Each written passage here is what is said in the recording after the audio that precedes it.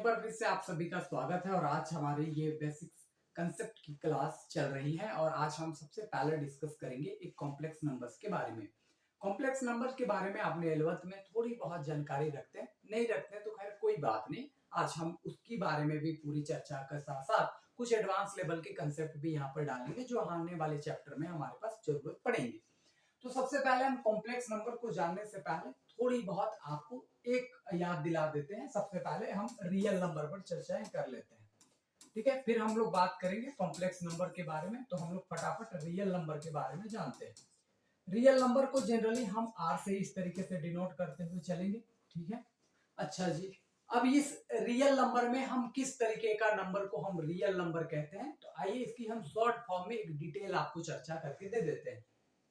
अगर मान लो आपके पास सेट ऑफ रियल नंबर है तो इस नंबर के अंतर्गत आपके पास 1, 2, 3 इस तरीके का नंबर हो सके तो आपके पास माइनस, -2, -3 यानी पॉजिटिव, नेगेटिव, जीरो, आपके पास फ्रैक्शन इस तरीके का जो नंबर है या रूट वाले नंबर है, इस तरीके का जो भी नंबर है उन सब का अगर हम एक कलेक्शंस बना लेते हैं तो हम उसे रियल नंबर कहते हैं। इस बात को ध्यान में रखो।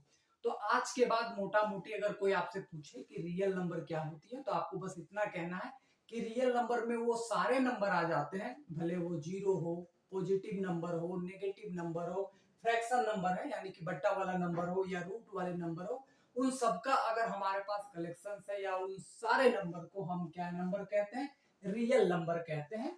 इन सारे नंबरों को ध्यान में रखना, वो भले प्लस हो, माइनस हो, जीरो हो, रूट वाला हो, बट्टा वाला नंबर, फ्रैक्शन, सारे के सारे कैसे नंबर है, रियल नंबर है। इतनी बात हमें पता चल चुकी है। अब आइए हम इसके बाद बात कर लेते हैं कि आखिर एक कॉम्प्लेक्स नंबर क्या होती है, उस पर हम लोग थोड़ी सी चर्चाएं करते हैं। अब देखो यहां तक तो हमारी नंबर की कंसेप्ट ठीक ठाक चल रही थी, लेकिन भाई साहब यहाँ पर हमें एक और नंबर की कलेक्शंस के बारे में पढ़ने की जरूरत था जिसके नाम है कॉम्प्लेक्स नंबर। और इसकी इंपॉर्टेंस क्या है हम आने वाले समय में चर्चाएं करेंगे, लेकिन सबसे पहले हम जान लेते हैं कि एक कॉम्प्लेक्स नंबर क्या होती है। जनरली अगर हम यहाँ से बात करते हैं कि यहाँ से कोई भी दो नंबर या सिंगल एक नंबर उठा करके अगर हम कोई नंबर को x प्लस आई वाई के फॉर्म में लिख सकते हैं तो इस तरीके का नंबर को z से डिनोट करते हैं और इस तरीके की नंबर को हम एक कॉम्प्लेक्स नंबर कहते हैं, ठीक है। इतनी बातें हैं जिसको ध्यान में रखनी है। अब अगर इस नंबर की अगर स्पेसिफिक तौर पर बात करी जाए तो ये नंबर जो है वो आपके पास x प्लस आई वाई के फॉर्म का तो है, लेकिन इस तरीके की नंबर में ये जो आप पहला वाला जो x देख रहे हैं ये प्लस से इधर वाले, हम इसको रियल पार्ट कहते हैं। ध्यान रखिएगा, इसको हम रियल पार्ट कहते हैं और इधर का जो हमारे पास नंबर है उसको हम लोग इमेजिनरी पार्ट कहते हैं, ठीक है। इतनी बातें हैं जिसको आपको समझ करके चलनी है। यानी कि अगर हम एक नंबर बना रहे हैं कॉम्प्लेक्स नंबर तो एक रियल पार्ट होगा और एक हमारे पास इमेजिनरी पार्ट होंगी, यानी एक नंबर जिसमें किसी तरीके का कोई भी टर्म नहीं लगा रहेगा और एक टर्म जिसमें आयोटा लगा रहेगा। और इस तरीके की अगर हम फॉर्मेशंस कर पा रहे हैं x प्लस आई वाई के फॉर्म में अगर कोई नंबर को लिख पा रहे हैं तो इसका मतलब वो हमारे पास एक कॉम्प्लेक्स नंबर होने वाली है। जैसे हम अगर एग्जांपल्स के तौर पर अगर आप यहाँ से कोई एक नंबर उठा लो, मान लो हम 3 उठा लिए। अब 3 नंबर को हम यहाँ पर 0 इंटू आयोटा लिख सकते हैं, सीधी बात। तो ये भी हमारे पास एक कॉम्प्लेक्स नंबर बना करके दे देगा, ठीक है। इसी तरीके से अगर कोई नंबर कहता है कि नहीं अगर हम 4/5 ले लेते हैं तो हम इसे लिख सकते हैं 4/5 प्लस में 0 इंटू आई, तो ये भी हमारे पास एक कॉम्प्लेक्स नंबर बना करके दे देगा। बहुत बार ऐसा भी होगा कि आप कोई दो नंबर उठा लो उससे कॉम्प्लेक्स नंबर बना सकते हो। जैसे कोई √2 उठा लिया और कोई 3 उठा लिया तो 3 इंटू आयोटा लिख करके भी हम ऐसे कॉम्प्लेक्स नंबर बना सकते हैं। तो जनरली हम यहाँ पर देख पा रहे हैं कि कॉम्प्लेक्स नंबर में कुछ खास बात नहीं है, एक हमारा रियल पार्ट है, एक इमेजिनरी पार्ट है और इस तरीके का यानी x प्लस आई वाई के फॉर्म का अगर हम कोई नंबर बना लेते हैं तो हम जनरली इसे कॉम्प्लेक्स नंबर कहते हैं। इसकी थोड़ी चर्चाएं और हम लोग डिटेल में कर लेते हैं और इसकी विजुअल अंडरस्टैंडिंग देते हैं ताकि आपको आने वाले चैप्टर में और भी इसकी इंपॉर्टेंस और बेसिक सी जानकारी आपको क्लियरेंस हो सके।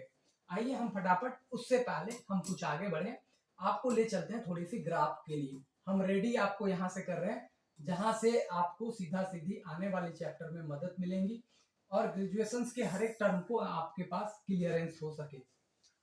अब देखो आपके पास ये दो एक्सिस है, एक तो आप समझ लो ये आपके पास एक्स एक्सिस हुआ, ठीक है, और ये तो आप जान ही रहे हो ये हमारा वाई एक्सिस होता है, ठीक है। तो इतनी बातें तो आपको पता ही है। अगर मान लो कि यहाँ पर हमारे पास कोई नंबर है, ठीक है, हमारे पास ये जो पॉइंट होती है हम इसको 0,0 कहते हैं, सीधा सीधी बात है।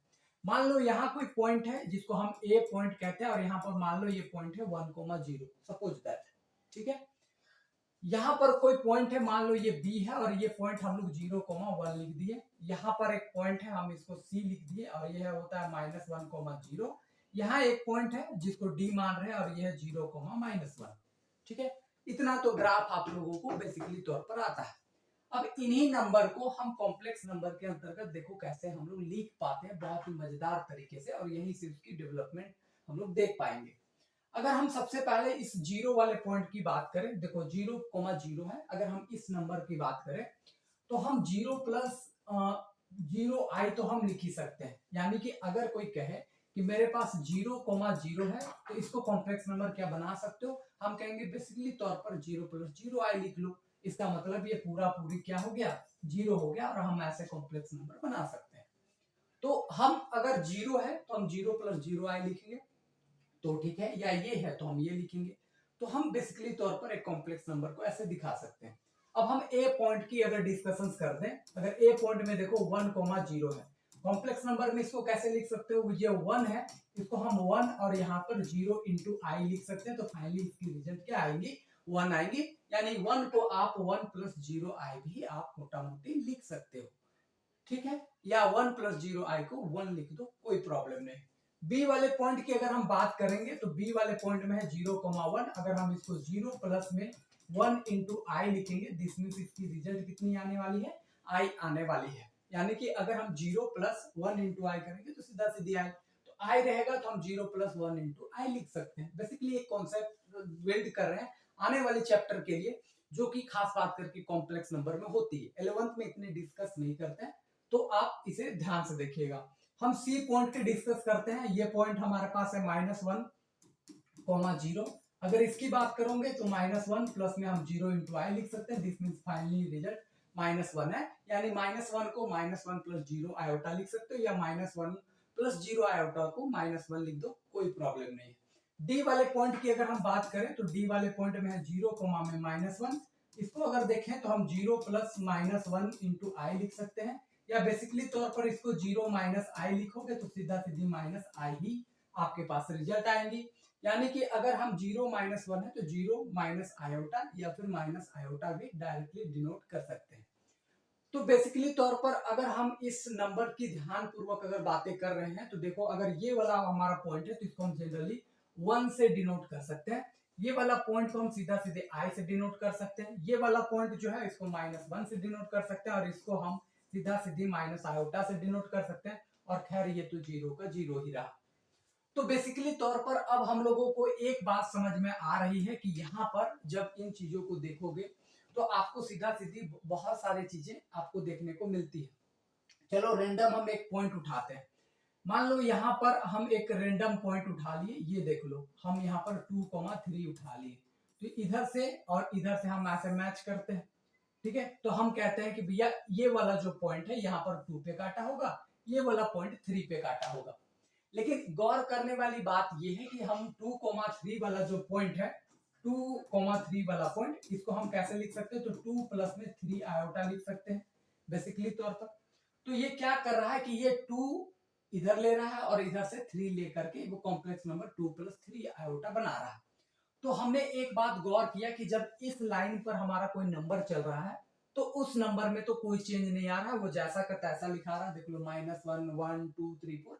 बट इस वाले लाइन में जब वो आएगा तो आयोटा के टर्म में हमारा टर्म चलेंगी। जैसे यहाँ 2 प्लस 3 है तो यहाँ पर ये सीधा सीधी आयोटा इस तरीके से टर्म बन करके आएंगी, ठीक है। तो कहने का मतलब बस इतना ही सा है कि कॉम्प्लेक्स नंबर में अब हमारे पास एक ऐसा कंसेप्ट है कि हमारे पास कोई भी पॉइंट को हम कॉम्प्लेक्स नंबर के रूप में लिख सकते हैं, ठीक है। जनरली अगर कोई पूछे कि कॉम्प्लेक्स नंबर किस प्लेन पे काम करता है तो 2D प्लेन, XY प्लेन पर जनरली वो कॉम्प्लेक्स नंबर हमारा काम करता है कि हम कोई भी पॉइंट को कॉम्प्लेक्स नंबर के अंतर्गत दिखा सकते हैं। इस बात को आपको गौर फरमा करके चलनी है। तो ये आपके पास एक बेसिकली एक डायग्राम वे में रिप्रेजेंटेशन हो जाती है। तो हम इसकी एक विजुअल अंडरस्टैंडिंग भी आपके सामने रख देते हैं ताकि आप इस तमाम चीजों को देख पाए।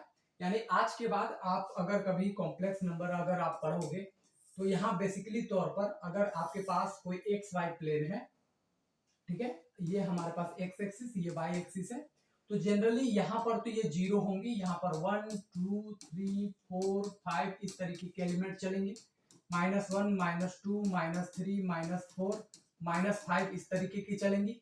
लेकिन जब आप y एक्सिस में चलोगे तो यहाँ पर जो भी टर्म आएंगी वो आयोटा में आएंगी, यानी आयोटा 2 आयोटा 3 आयोटा 4 आयोटा इस तरीके से।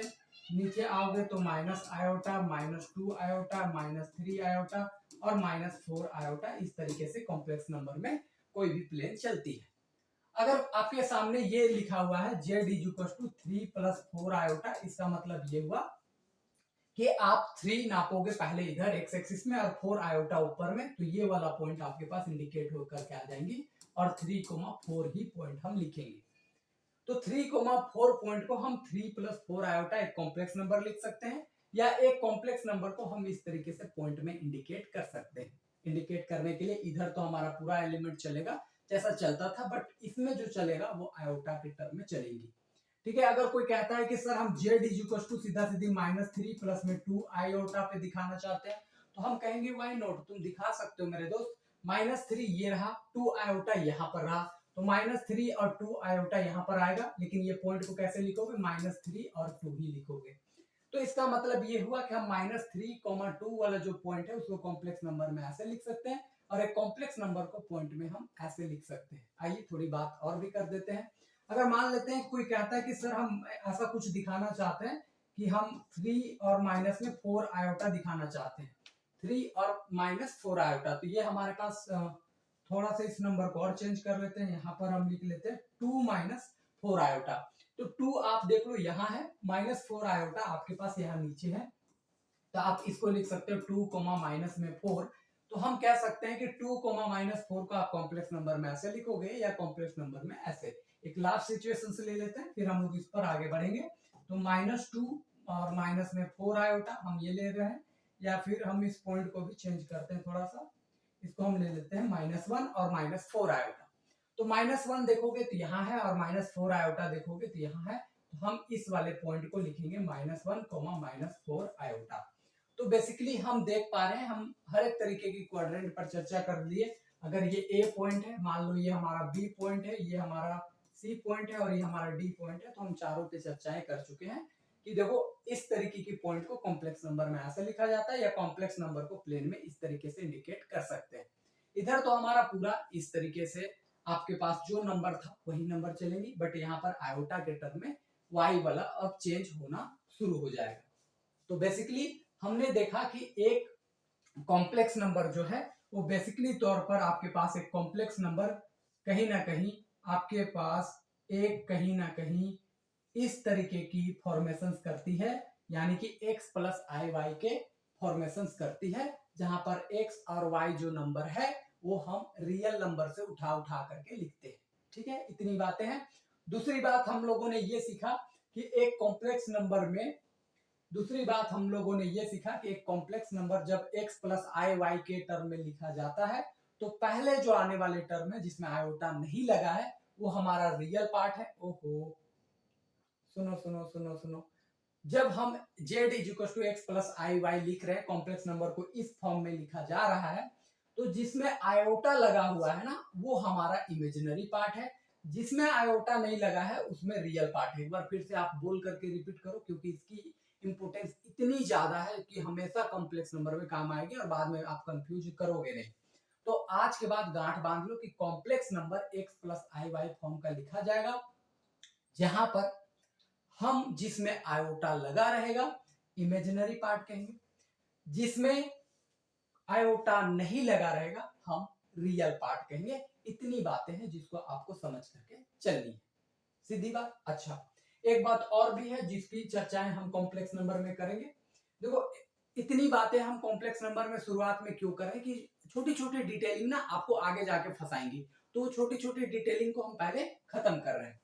अब देखो एक बात सुनो कि मान लो कि तुम्हारे पास z is equal to simply x ही केवल हो, x ही केवल हो, यहाँ पर आयोटा का टर्म नहीं है, तो हम इस नंबर में 0 इंटू आयोटा टर्म हम लिख सकते हैं। अच्छा जी, किसी टर्म में केवल आयोटा का टर्म है तो यहाँ पर हम इस नंबर को 0 प्लस आयोटा भी हम लिख सकते हैं, इस बात को ध्यान में रखना। जैसे एग्जाम्पल के रूप में अगर हम आपको समझाने की कोशिश करें तो यहाँ पर आप समझिए कि मान लो आपके पास 3 दिया और किसी ने कहा कि भैया इसको कॉम्प्लेक्स नंबर में लिखो, तो हम सीधा सीधी इसको 3 प्लस में 0 आयोटा लिख देंगे, कॉम्प्लेक्स नंबर बन जाएगा। कोई कहता है नहीं सर मेरे पास 3 आयोटा है, क्या इसको आप कॉम्प्लेक्स नंबर में लिख पाओगे? हम कहेंगे वाई नॉट, हम इसको 0 प्लस 3 आयोटा लिखेंगे। यानी कि अगर सिंपल बात इस फैक्ट में कहें तो अगर आपके पास केवल रियल पार्ट हो जिसमें आयोटा नहीं लगा रहता है उसको हम रियल पार्ट कहते हैं, तो जिसमें केवल रियल पार्ट हो और आपको कॉम्प्लेक्स नंबर बनाने बोल दे तो हम 0 इंटू आयोटा डाल के इमेजिनरी पार्ट ऐड कर देंगे जिससे कॉम्प्लेक्स नंबर बन जाएगा।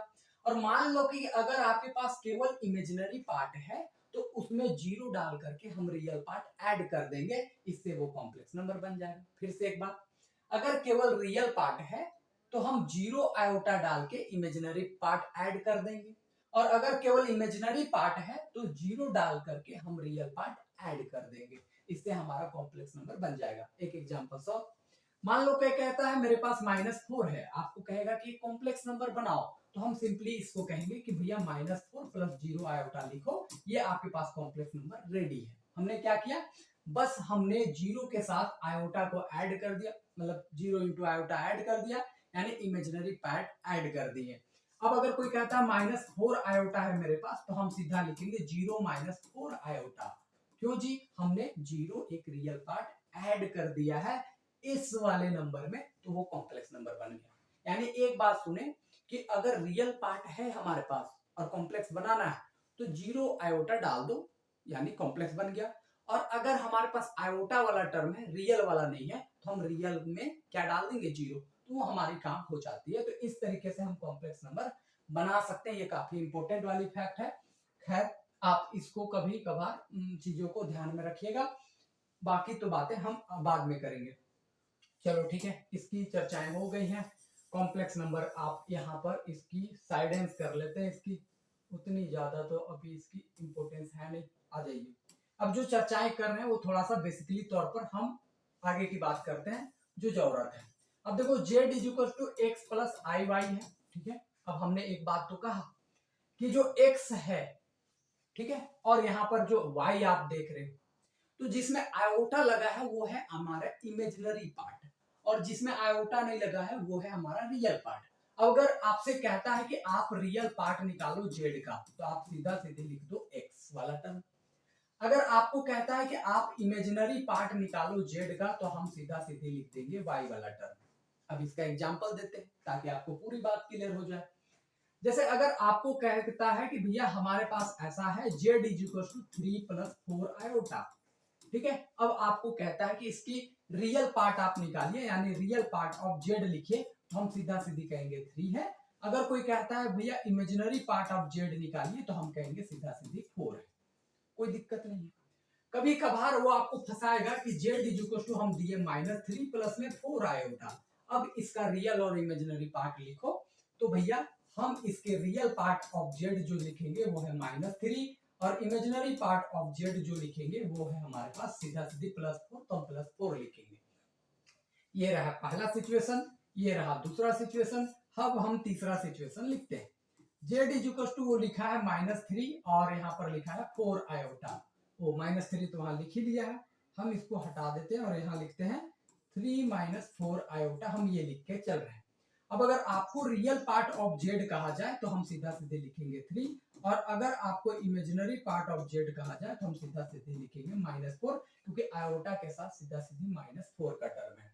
चौथा टर्म अगर हम आपको एग्जांपल दें तो z is equal to -3 - 4 iota लिखा है, और अगर आपको यहाँ पर रियल पार्ट ऑफ z पूछे तो हम लिखेंगे -3, अगर आपको पूछता है इमेजिनरी पार्ट ऑफ z तो हम यहाँ लिखेंगे -4, क्योंकि आयोटा के साथ है -4।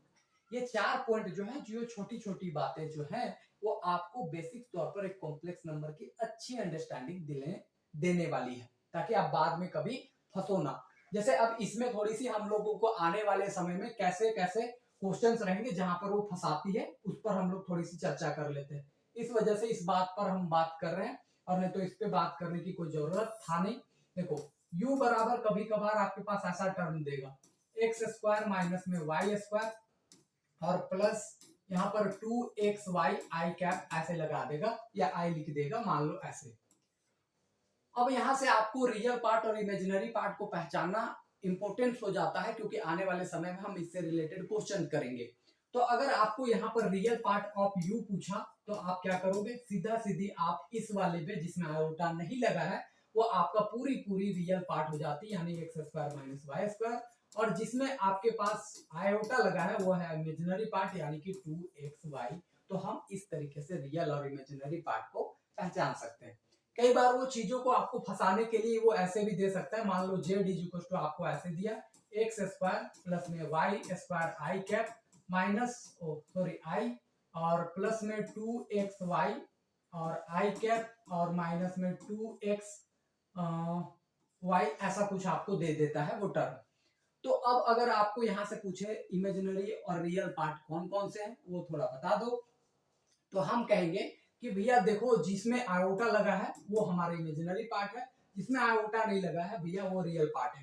तो देखो ये हमारा आयोटा नहीं लगा हुआ है, ये हमारा आयोटा नहीं लगा हुआ है, हम इसको एक जगह पर लिख लेते हैं, ठीक है। जिसमें आयोटा लगा हुआ है ना, हम उसमें से आई निकाल लेते हैं बाहर, यहाँ वाई स्क्वायर प्लस में 2xy हो गया। तो इसका मतलब अगर आपको पूछता है इमेजिनरी ऑफ जेड तो आयोटा लगाने वाला जो टर्म है यानी वाई स्क्वायर प्लस में 2xy, और अगर आपको पास पूछता है रियल ऑफ जेड तो हम कहेंगे भैया यहाँ एक्स स्क्वायर माइनस 2xy का टर्म है।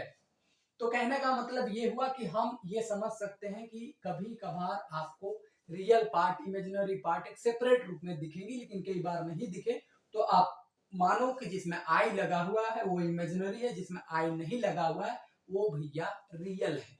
समझ गए क्या? जैसे समझ लो कि भैया जैसे हम लोग कहते हैं कि भैया जो लड़की बिंदी लगाई है वो अच्छी लड़की है, जो बिंदी नहीं लगाई अच्छी नहीं। ऐसा कहना गलत होगा, लेकिन आयोटा में बिंदी लगा ले तो भैया आई फॉर इमेजिनरी, और जिसमें नहीं लगा है वो भैया रियल है। इतनी बातें हैं जिसको आपको समझनी थी एक कॉम्प्लेक्स नंबर के अंतर्गत, और ये बात हमने बहुत विस्तार पूर्वक से चर्चा कर दी है। एक छोटा सा रिवीजन और फिर हम बढ़ेंगे नेक्स्ट टॉपिक्स पे। अभी तक हमने सीखा कि एक कॉम्प्लेक्स नंबर जो x plus I Y form का दिखता है, जिसमें हम अगर बात करते हैं कि जिसमें आई लगा है वो रियल इमेजिनरी पार्ट होती है, और जिसमें आई नहीं लगा हो वो हमारा रियल पार्ट होती है। इतनी बातें हमने कॉम्प्लेक्स नंबर के बारे में सीख लिया है।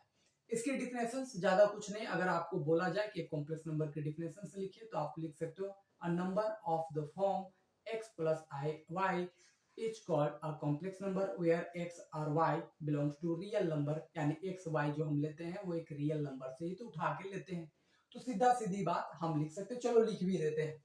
डिफिनेशंस ही बात करनी है तो हम यहाँ पर मेंशंस कर देते हैं। लोग पहले तो स्टार बना लेते हैं डिफिनेशंस के रूप में, और कॉम्प्लेक्स या फिर ऐसा कुछ करते हैं a number which of the form x plus I y is called a complex number, it's called a complex number where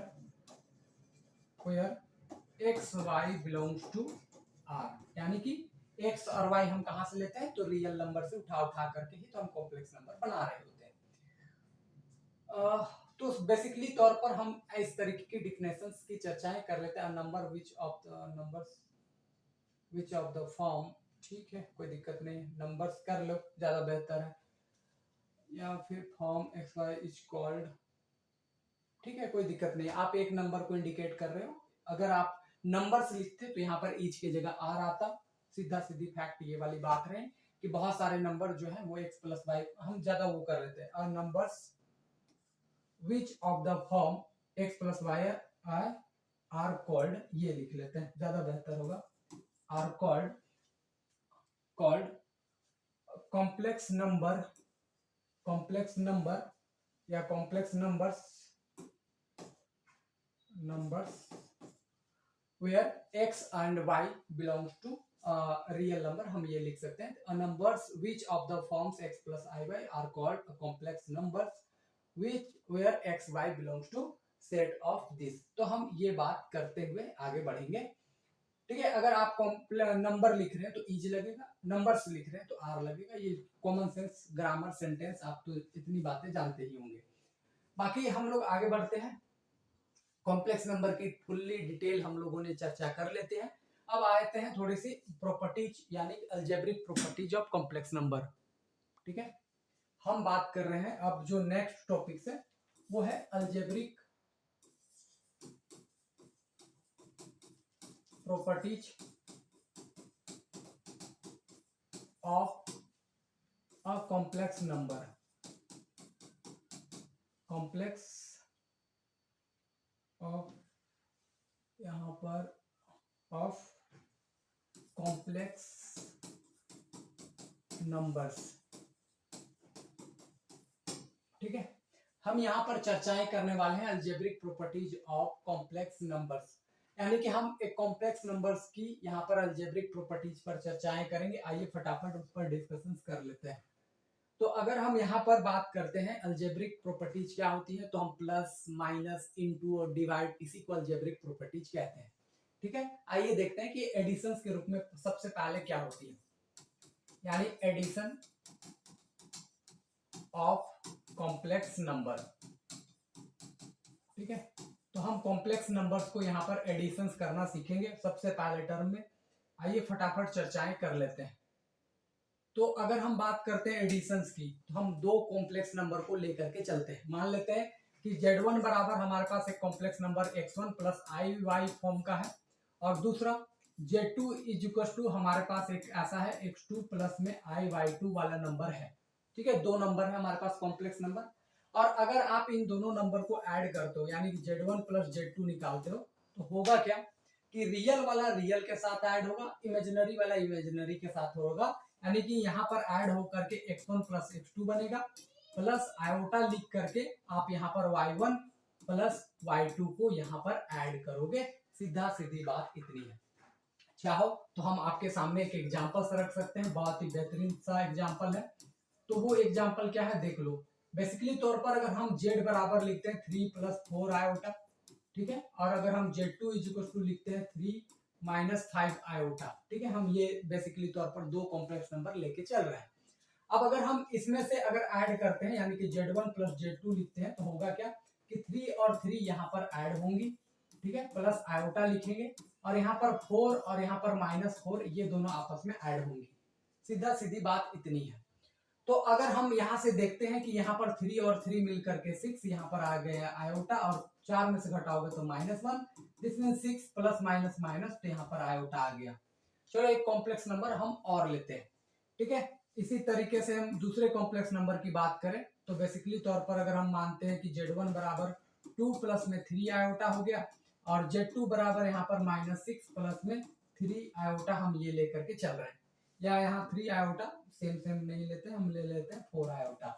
अब यहाँ पर अगर बात करते हो z1 प्लस z2 की, तो सीधा सीधी है कि रियल वाला रियल के साथ यानी कि 2 और -6 एक साथ आएंगी, प्लस यहाँ पर अगर हम बात करते हैं 3 और यहाँ पर 4 को, तो ये एक साथ ऐड होंगी।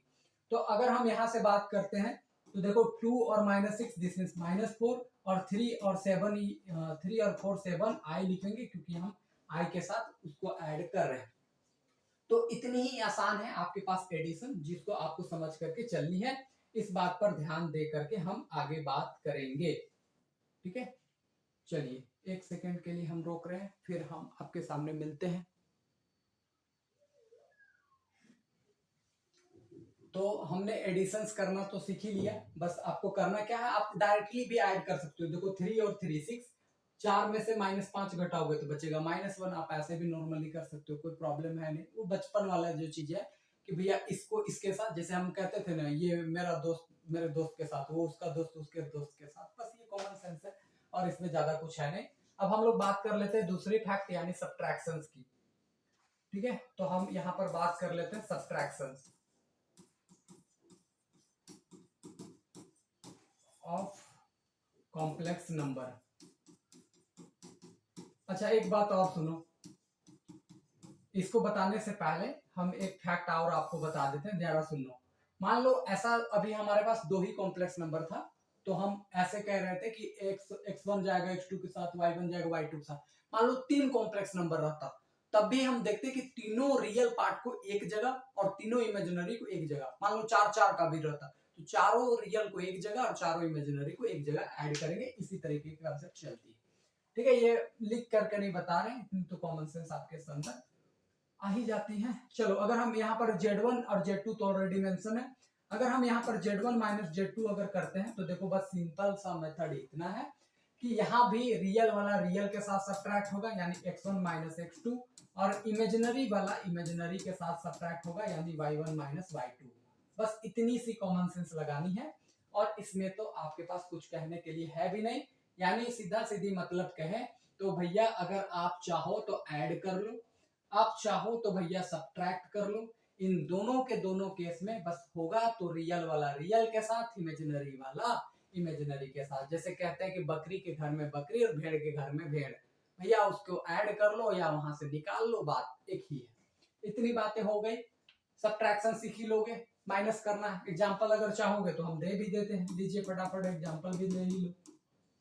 मान लो इन्हीं दोनों नंबर को सब्ट्रैक्ट करना है, Z1 माइनस Z2 को सब्ट्रैक्ट करना है, तो करना क्या है भैया, 3 में से यहाँ पर जाएगा माइनस में 3, और प्लस यहाँ पर देख लो 4 में से माइनस होगा -5, तो माइनस माइनस कितना हो गया +5, यहाँ लिख दो आयोटा, आगे लिखो प्लस में लिखो, यहाँ लिख सकते हो या इधर लिखो, कोई प्रॉब्लम नहीं है। तो यहाँ से घटाओगे तो 0 और यहाँ से करोगे तो सीधा सीधी 9 आ गया। तो ये हो गया आपके पास सब्ट्रैक्शन। सीधा सीधी इतनी ही मतलब है जिसको आपको सीखनी है, और अगर कोई दिक्कत है, समस्या, परेशानी, दुख दर्द, तकलीफ है तो आप बोल दीजिएगा। दो हमने यहाँ सीख लिया, दो अब हमारे पास बचे हैं मल्टीप्लिकेशन और डिवीजन। आइए फटाफट उस पर भी चर्चा कर लेते हैं। तो तीसरी अगर हम बात करें तो मल्टीप्लिकेशन है हमारे पास, ठीक है, multiplication of two complex number, या फिर आप कह लो कि बहुत सारे नंबर्स का मल्टीप्लिकेशन करना है। अच्छा जैसे सब्ट्रैक्शन हो, एडिशन हो, अब बहुत सारे चीजें हैं, अगर एक है, दो है, तीन है, चार है, तब भी रियल को रियल के साथ, इमेजिनरी को इमेजिनरी के साथ करनी है। अब यहाँ पर आते हैं, थोड़ी चर्चाएं करते हैं। देखो Z1 बराबर अगर हम मानते हैं x1 प्लस i/1 मान लेते हैं, और Z2 बराबर अगर हम x2 प्लस में i/2 मान लेते हैं। अब इन दोनों को हमें मल्टीप्लाई करना है, यानी कि Z1 मल्टीप्लाई विद Z2। इसका मतलब है कि x1 प्लस i/1 को हम मल्टीप्लाई करेंगे x2 प्लस में i/2 के साथ। इसको मल्टीप्लाई करके देखेंगे कि हमारे पास क्या रिजल्ट बनने वाली है। अब जरा सा सुनो, जो नॉर्मल मल्टीप्लिकेशन जानते हैं वैसा मल्टीप्लाई करो। x1 को x2 के साथ तो x1 इंटू x2, x1 को इसके साथ तो i into x1 into y2 हो गया, प्लस i को इसके साथ तो i into y1 into x2, plus i को i के साथ तो यहाँ से बनेंगे i स्क्वायर और y1 इंटू ये हो जाएगा y2। सीधा सीधी बात इतनी है। आगे बढ़ते हैं, यहाँ से अगर हम बात करेंगे x1 इंटू x2, ठीक है। अच्छा जी एक बात और पहले, इससे पहले बता दें, देखो जनरली यहाँ जो बार बार आप i पढ़ रहे हैं इसके बारे में थोड़ी डिटेल दे देते हैं। i को हम लोग जनरली बोलते हैं आयोटा, i को हम लोग क्या बोलते हैं, आयोटा बोलते हैं। i की जो वैल्यू होती है सर वो सीधा सीधी अंडर रूट -1 होती है। अंडर रूट कितनी होती है, -1 होती है। अगर हम यही आयोटा की पावर 2 कर देते हैं तो क्या होगा, देख लो, -1 की यहाँ पर हो जाए, अंडर रूट -1 की हो जाएंगे स्क्वायर, और स्क्वायर से ये रूट कैंसिल हो जाएगा तो इसकी वैल्यू -1 आएंगी।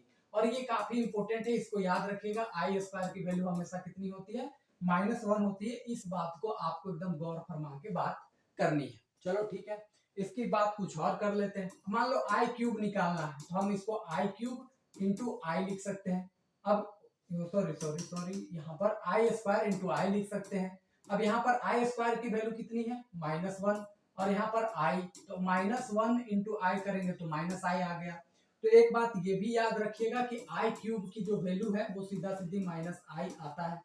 ये भी आपके पास इंपॉर्टेंट है। जो जो इंपॉर्टेंट है आने वाले टॉपिक में काम आएंगे, वो सारी चीजें हम डिस्कस करते चले जा रहे हैं, तो ध्यान रखिएगा।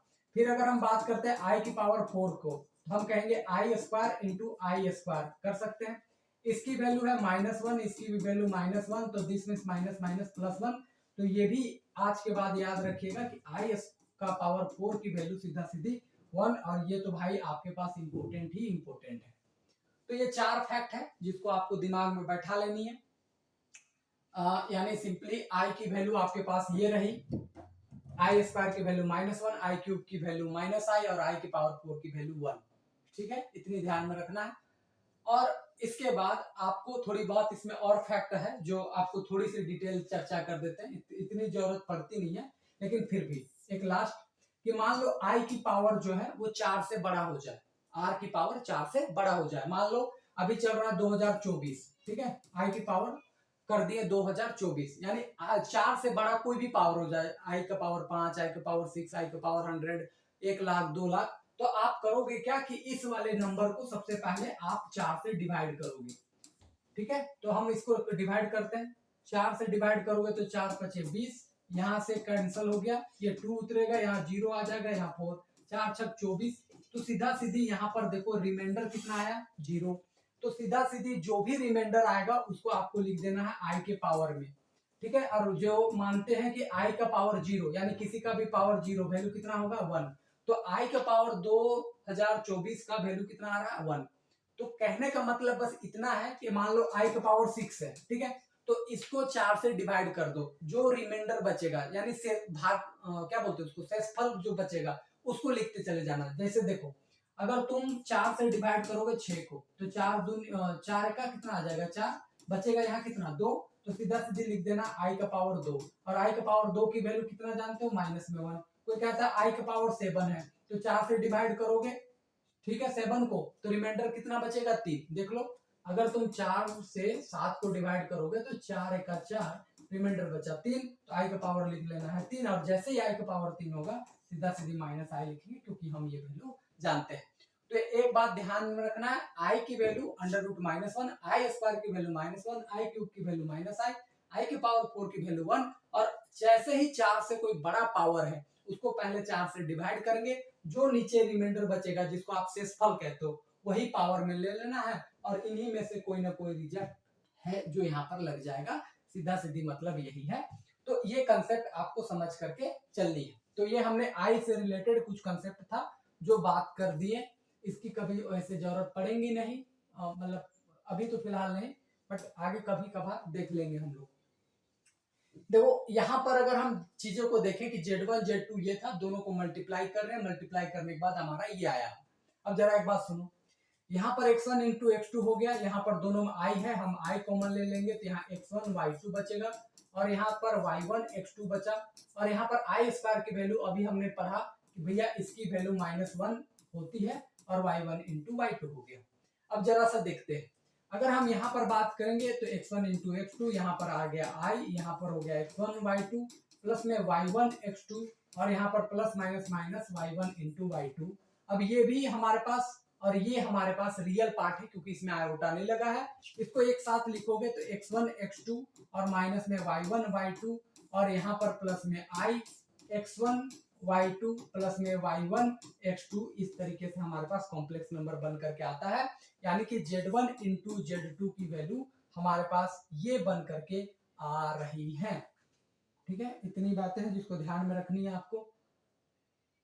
अच्छा जी, इसकी कुछ ट्रिक्स है वो आपको बता देते हैं कि इसको कैसे रिमाइंड कर सकते हैं। या तो आप तो नॉर्मली ऐसे मल्टीप्लाई करो, आपके पास रिजल्ट आ जाएंगी, लेकिन अगर कोई कहता है सर हम शॉर्ट में कैसे निकालना चाहते हैं इन दोनों का मल्टीप्लीकेशन, तो बहुत आसान है। देखो करना कैसे है, आपको जब इसकी मल्टीप्लीकेशन निकालनी है तो एक लिख लो Z1, एक लिख लो Z2। Z1 में लिखोगे यहाँ पर x1, ठीक है, वहां पर आप लिख लो x2, यहाँ लिख लो आपके पास y1, और वहां पर लिख लो आपके पास y2।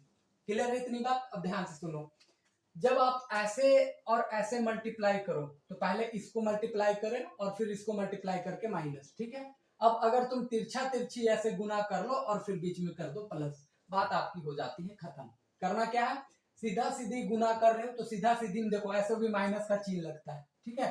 तो इस वजह से पहले सीधा सीधी x1 इंटू x2 और बीच में माइनस y1 इंटू y2, और जब तिरछा तिरछी करोगे तो थोड़ा बहुत प्लस के रूप में तो दिखता है तिरछा वाला, तो इस चलते यहाँ पर दिस और दिस करके यहाँ पर प्लस कर दोगे, आपके काम खत्म हो जाएंगे।